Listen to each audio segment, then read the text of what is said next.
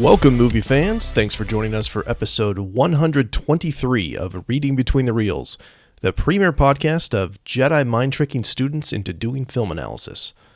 If you're a new listener, we're so glad you found us.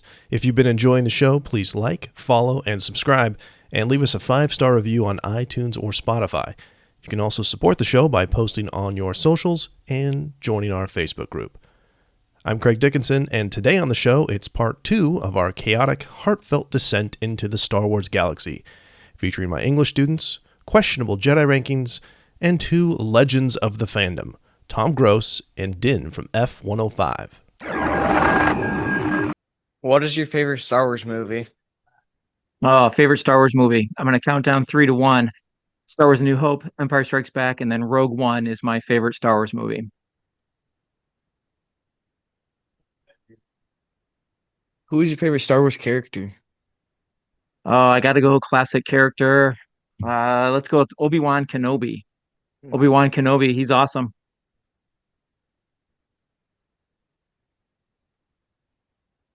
What do you like about the Star Wars movies? Oh, I think probably the biggest thing. I mean, when I was a little kid, what I loved about Star Wars movies was the science fiction and the laser swords, lightsabers and blasters and spaceships and things like that. But I think today I like the message of hope.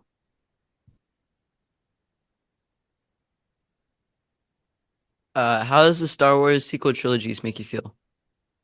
The sequel trilogies. I really, they're not my favorite of the three trilogies. It's probably my third. When I give it that, when I look at them, each individually, I love the movies. Each individually, I do not feel like they connect super well as a trilogy. So, I mean, they're part of the Star Wars story, so of course I enjoy them. But they're probably, in my mind, the weakest of the 3 trilogies.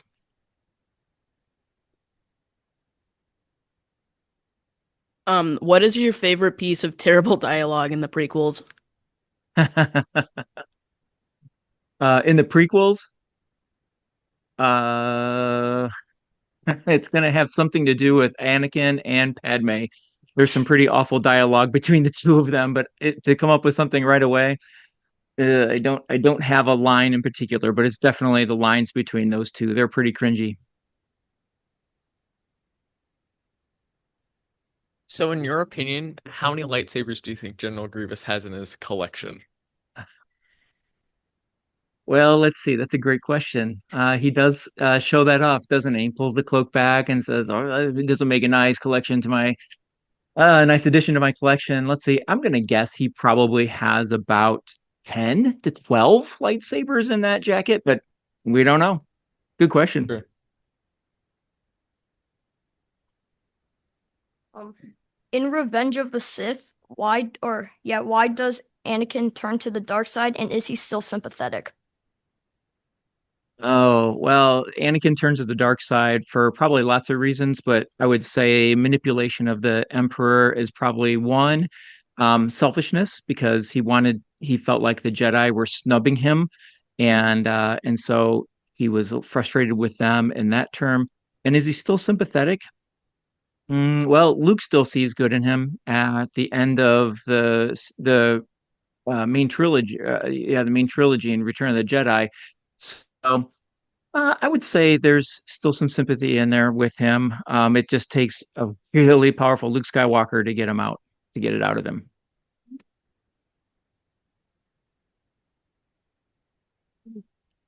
In Revenge of the Sith, how does Obi-Wan feel about stabbing Anakin? Like when he cuts him in half? Oh, it's probably one of the most awful things he had to do in his entire life. Anakin is not only his Padawan, but he also, he loves him like a brother. He says that in that moment. He says, "I loved you like a brother." And so it had to have been one of the most awful things that he had to do. Thank you. Yep. Why do you think Darth Vader is obsessed with finding Luke? Why do I think Darth Vader is obsessed with finding Luke? Um, That's a really, really good question.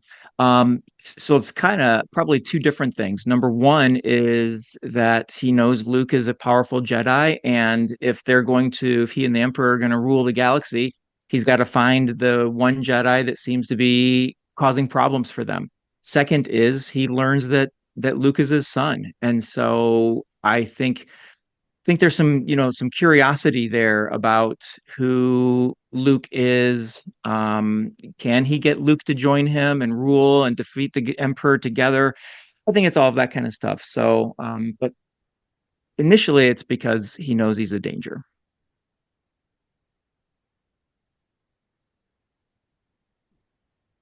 Why couldn't Darth Vader detect Leia as his daughter using the Force when they first met? Oh man, that's such a good question. Um, hmm. Well, the Force is not an absolute. So I think you have to have some kind of an inkling that there's something there or an emotional connection. And Yoda says in the Revenge of the Sith, hide them. We will from the Emperor when they separate Luke and Leia. And so I feel like that he wouldn't even have any sort of idea that Leia would be his daughter. That's a really good question, though. I don't have a solid answer, but I think he doesn't have a connection or even a thought that that would be a possibility. Why might be a bad idea to give Anakin the assignment of protecting Padme? Hmm. I mean, that's a good question. I think that Obi-Wan saw that they had some sort of a connection, because Obi-Wan had been around them for quite a while from the very beginning, as a matter of fact. And he could probably see that there was attraction between the two of them. And so the bad idea is if there's an attraction, there's going to be connection. And that's the last thing they want from a Jedi who's rising through the ranks to become Jedi Master. So I think that's, that connection that the two of them had or why it was a bad idea.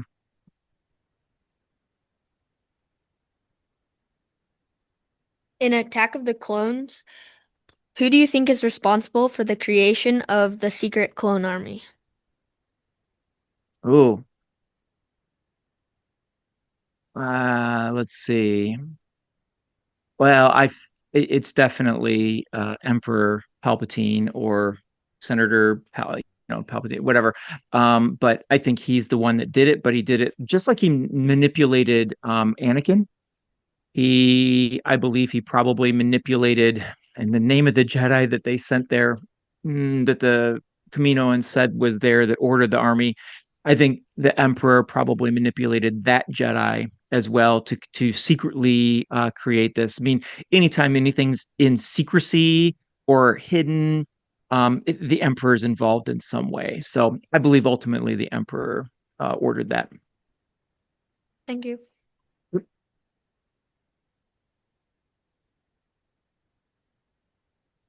So throughout the series, why does Luke's clothes become darker? Yeah, I think it's symbolic. Definitely. When the first time we meet him, he's wearing the white and kind of tan of Tatooine, showing innocence and whatnot. And then as the series goes, you mentioned it gets darker and darker to all black. Definitely symbolic of his change as he gets older. Okay, thank you. Hmm. Do you think the change in his clothes show growth? Certainly, growth in the dark side for sure. Yeah. Yeah.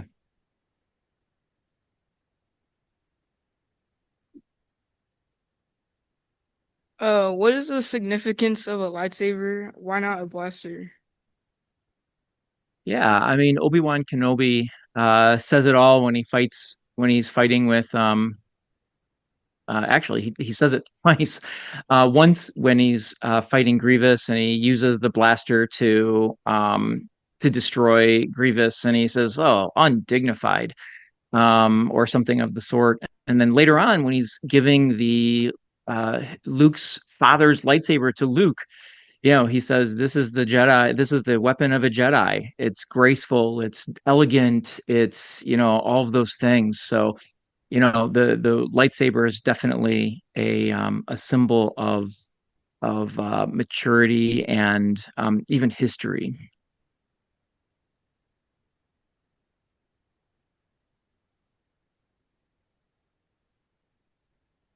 Does Lando redeem himself as a friend? Would you trust him? Why or why not? Oh man, awesome question. Lando Calrissian. He so to answer your questions, if it were me, yeah, 100%, I would trust him. He's been duped by the Emperor, by Vader, and Vader's massively dangerous and massively manipulative through power. So I don't think I would distrust Lando, that much, because he definitely was threatened by, one of the most powerful beings in the galaxy. So definitely I would trust him, even though he's a scoundrel. He had cleaned things up, as he showed with his operations there in Cloud City. So we knew that he had grown from being a smuggler and sort of a rat to doing something admirable. The ultimate answer to your question, yeah, absolutely, I would definitely trust Lando. He did redeem himself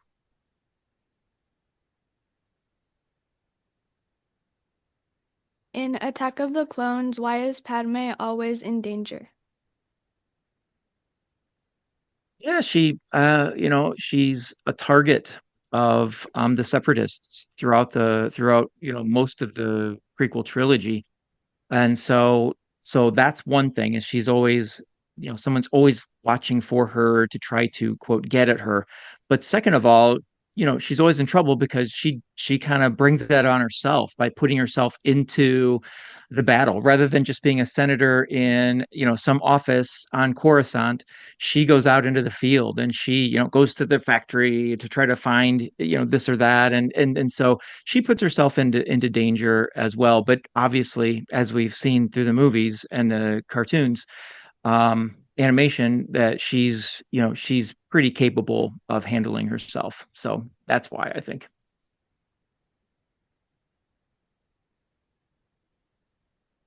Why is Mace Windu's lightsaber purple? Because he's a stud. Why not? Yeah, Mace Windu is a unique Jedi in that, to our knowledge, he's the only one that has a purple lightsaber. And so it just shows the uniqueness of him. To me, it shows the power in him, because he is probably one of the most powerful fighting with a lightsaber Jedi. And so don't have a super good question answer for you, other than he's cool, he's unique. So why wouldn't he have a purple lightsaber? Yeah, all right. Thank you. You're welcome. In the movie Return of the Jedi, how does Luke finally become a Jedi? So, in order for him to, I believe, when he's talking to Yoda right before Yoda goes to the Force, he says there's one more task that you have to do, and you has to face Vader. And so really Luke has the strength and the knowledge of the Jedi, but he doesn't actually become a Jedi until he defeats Vader. Now, someone might say, well, he never really defeated Vader. He rescues Vader. Same thing in my mind. He saw that there was good in Anakin and Darth Vader, and he, to become the Jedi Master, had to do that. And so it's also symbolic of what the Jedi do. Is the Jedi are not about killing, and the Jedi are about redemption and making things better.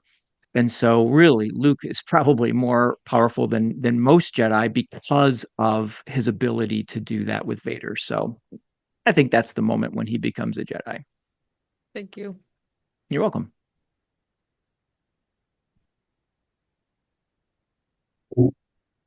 What is the most memorable quote from A New Hope, and why? Well, I don't know that it's the most important one, but when I think back to, I saw A New Hope when I was 8 years old, And this is a quote that's always stuck with me. I probably have more notable quotes from Empire Strikes Back because I was a little older, but the one that really sticks with me from A New Hope is, "Can you get this walking carpet out of my way?" When Leia says that after they get out of the trash compactor, I think it's memorable to me because it was funny. It was an amusing moment, and as I got older, it was important to me because Princess Leia's taken charge. These goofballs, Luke and Han and Chewbacca, they're just blasting their way through the Death Star, and here they needed a woman to kind of get them in order, and so it's an amusing, but it's also a powerful line for Princess Leia. Good question. Yeah.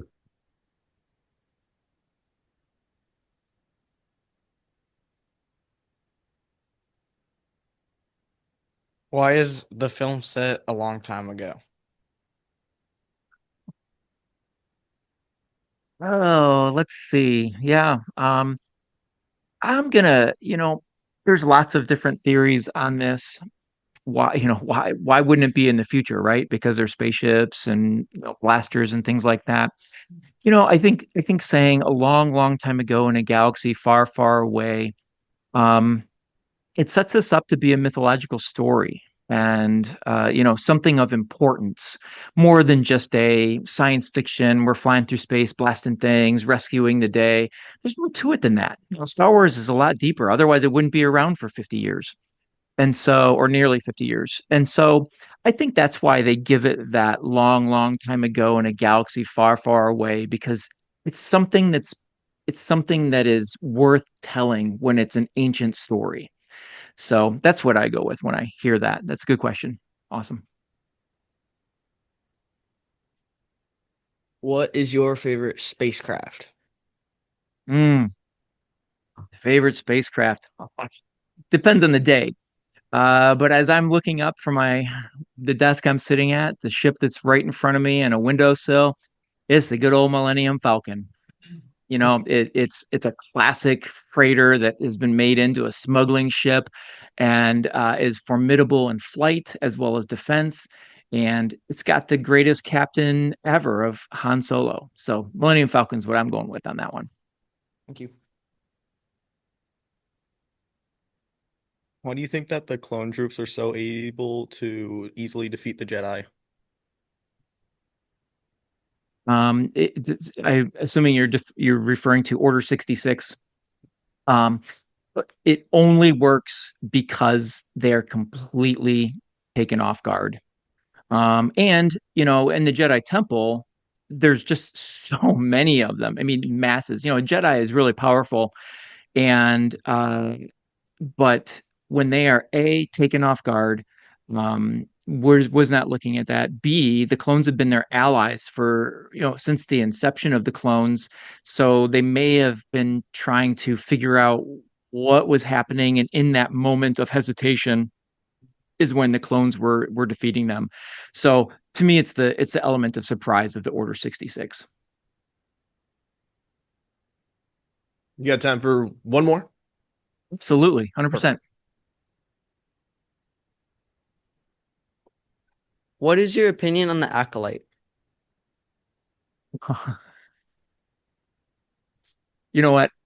I love that High Republic era in the novels. I feel like the Acolyte kind of missed the target in production and story. I think they had too much to cover in not enough time. And so I appreciate the effort at it. I do enjoy some of the characters. I do enjoy the introduction to a new time period of Star Wars, but it didn't really hit for me. What is your favorite like random background character in any of the Star Wars movies? So like Droopy McCool and the dude with an ice cream machine. Oh, wow. That's a good question. I've never thought of that at all. Oh, I don't have any off the bat. I'm gonna have to think about it. Can I get back to you on that? Yeah, What's your name? Lincoln. Lincoln? Okay, it'll probably hit me during this thing. What's yours? I like Droopy McCool. Okay, cool. It's gonna be cool. So if Anakin never turned to the dark side, would Padme live? And if so, how would that affect the story? Yeah, the biggest philosophical theme of the prequel trilogy is that your focus determines your reality. Einstein said it, Buddha said it, everyone said it. The greatest spiritual leaders to the greatest scientific thinkers that like energy or like frequency attracts like frequency. So Anakin created that his reality. His focus determined his reality. He thought about Padme's death, and therefore he created it and enacted it himself. It's all his doing. Yes. Good question. That's the whole point of the whole thing. In the Phantom Menace, do you think Ben Quadinaros would have won the pod race against Anakin if his pod racer would have worked? Oh yeah, there's no contest. I mean, Ben Quadinaros with that aerodynamic diamond head, no one would be able to catch that guy. Yeah. That's a very serious question. Thank you. We're glad that's finally settled. Do you think the stormtroopers volunteer to do that job, or are they like forced to? The clones were forced. They were basically slaves, right? Because they didn't have a choice. And the Clone Wars, covers that a lot. And the stormtroopers enlisted, probably the military-industrial complex, Politicians get elected if they promise jobs and they make deals with the military to give people jobs. Hence stormtroopers.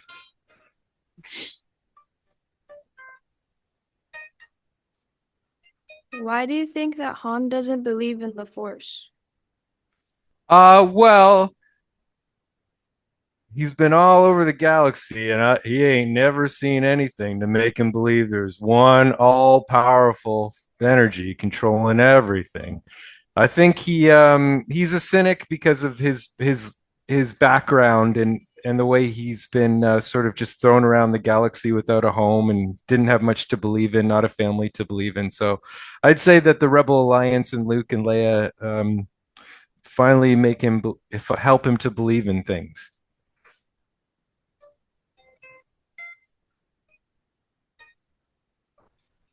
It's obvious Anakin joined the dark side to save Padme, but why would he continue to be in the dark side after she dies? I think that he thought he was doing it to save Padme, but he definitely liked the idea of power. So that's the problem at the end of the Revenge of the Sith, that he's asking her to join him to rule the galaxy. So I think at about that point, he chose power over Padme. So as Darth Vader, he continues his search for power. Thanks. Why do you think Luke gave into his anger with his last fight with Anakin? Luke gave in because he fear of loss is the greatest fear. So Vader threatened to kill his sister. So he's just young,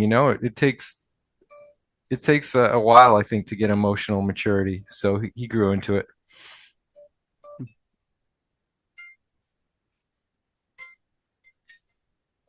In the Phantom Menace, why would Anakin's age be a reason to reject him as a potential Jedi?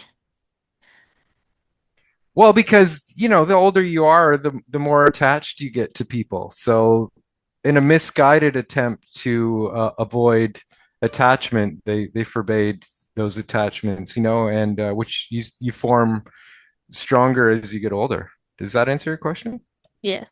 I think the point is that it was a little misguided. I mean, no one can not have attachments, It's about how you learn to live with them.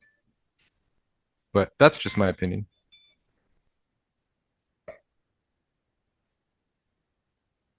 What do you think about Jar Jar and his personality? I think Jar Jar is the most bad.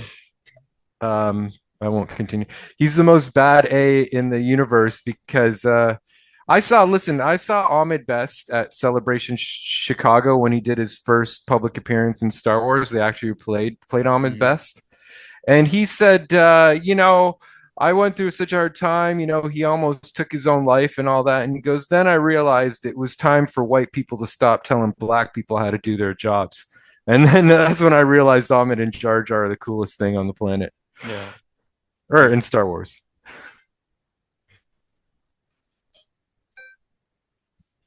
Do you think Jar Jar could learn the ways of the Force? Oh yeah, the Force is in everyone. That's what I love about the modern era of Star Wars. It's really emphasizing the fact that the Force is in all living things, and really, it comes down to do you what it's like what it says in the Bible and every other tradition: seek and you shall find, knock and the door shall be opened unto you. Or as Joseph Campbell would say, who's the basis of all Star Wars according to George Lucas. Don't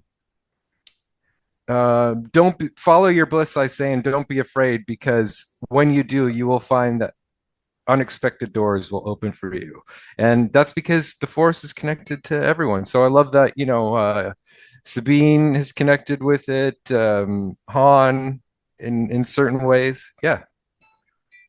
Thank you. You're welcome. Do you think Jar Jar is a Sith Lord? Well, I think that he's definitely the most insidious and cunning character in all of Star Wars, so he could be. Yeah.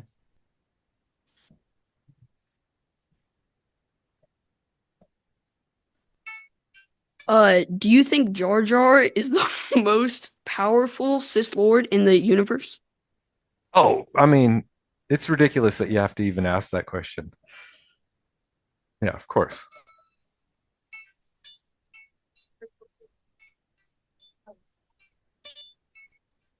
Why do you think the Phantom Menace is named what it is? Uh, it sounds cool. It's obviously because Darth Sidious is Palpatine is Darth Sidious, and no one knows, so therefore you can't see it, you can't touch it. So Phantom Menace, yeah. Or obviously that could be a reference to Jar Jar Binks.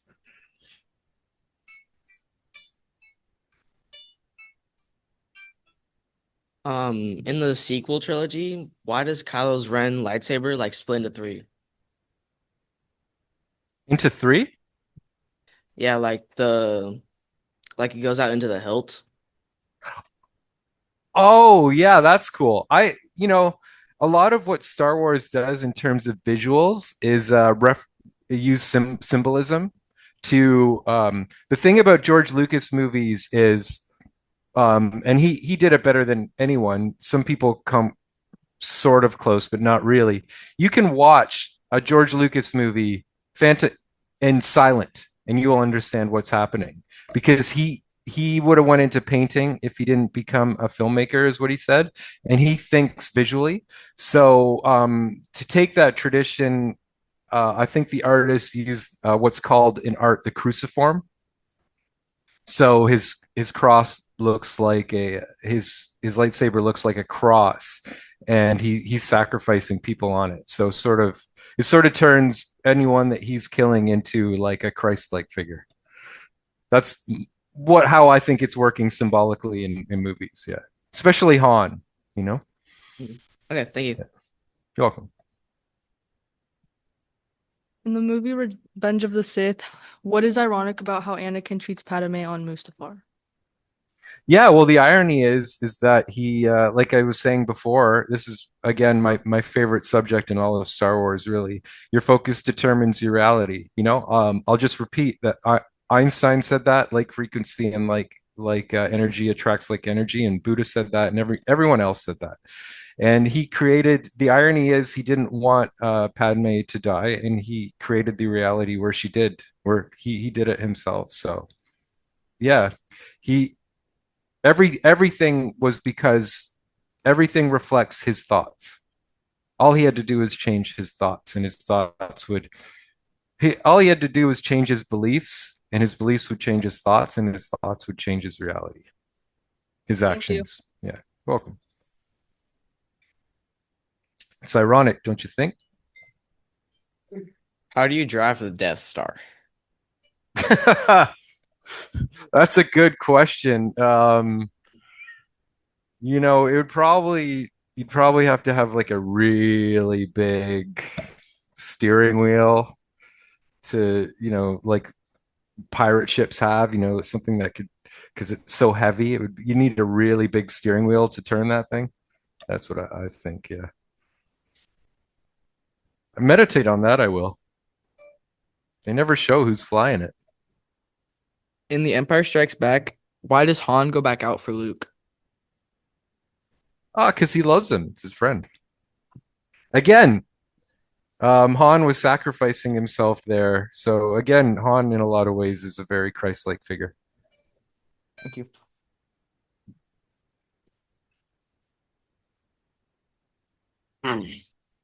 In Star Wars A New Hope, why do you think the story begins with the droids? Oh, well, George Lucas has made that very clear many times. Big fan of the Japanese filmmaker Akira Kurosawa. And in his movie, The Hidden Fortress, it's led by two goofy characters. The story is told through the eyes of two goofy characters. And so R2-D2 and C-3PO are based on those goofy characters. And we see the story of the saga movies through their eyes. Thank you. Who do you think the strongest Jedi is?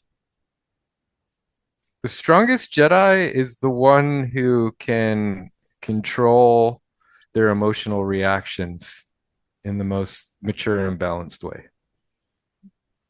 So maybe Qui-Gon?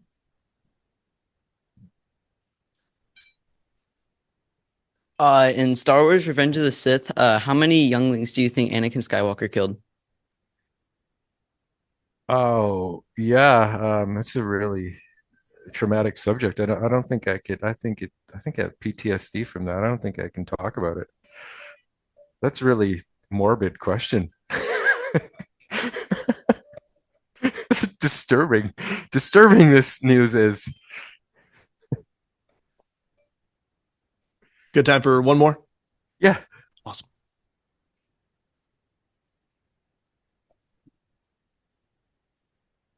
How do you feel that George Lucas would like constantly like add new lore and stuff for like mistakes that were in movies, like Yadi-Mundi's lightsaber changing colors?